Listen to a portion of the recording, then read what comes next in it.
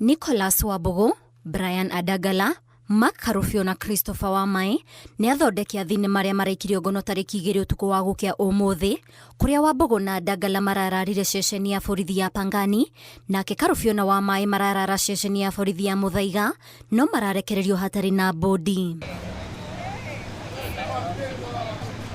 Anaya marekwĩrwo nĩ manyitire itemi harĩ ũthondeki wa riboti ya mwanya ya BBC ya Blood Parliament ĩrĩa ĩtumũrĩte ũrugarĩ gũkũ bũrũri-inĩ thutha wa kũhithũkia mbica ironania maabitha a borithi na mũmbirarũ arĩa maroragire andũ ethĩ tarĩki 25 mweri wa gatandatũ hĩndĩ ya mĩrũrũngano ya kũregana na watho wa kĩgĩna mwaka mũhĩtũku.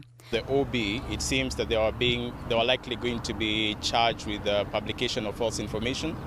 We're yet to know the particulars on why these charges do exist, but from further insight into why they've been taken, it seems they are being targeted for the publication of the Blood Parliament documentary, which was aired by BBC. I just want to say I'm happy for the guys who came through. For sure, definitely friends came through, relatives came through. My family came through, my sister came through, my brother came through, and my dad came through, and pretty much everyone who was concerned, all the WhatsApp groups that shared our arrest. Yeah, I want to just say thank you for that. Anaya maraikirio ngono wabici-inĩ cia mwena wa Karen na indo ciao cia wĩra irakuo ni maabitha a borithi. There's cameras, hard disk, internal hard drives.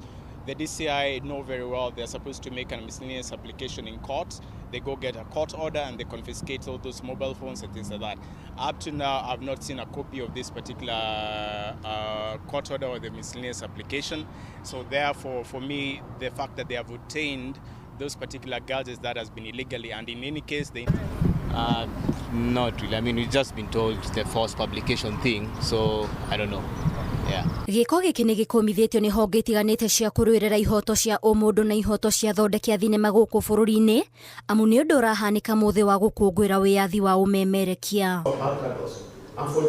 Anaya matanyĩtwo gũkinya wabici nene cia DCI tarĩki 5 kiumia tũrorete, rĩrĩ ũthuthuria ũrathiĩ na mbere.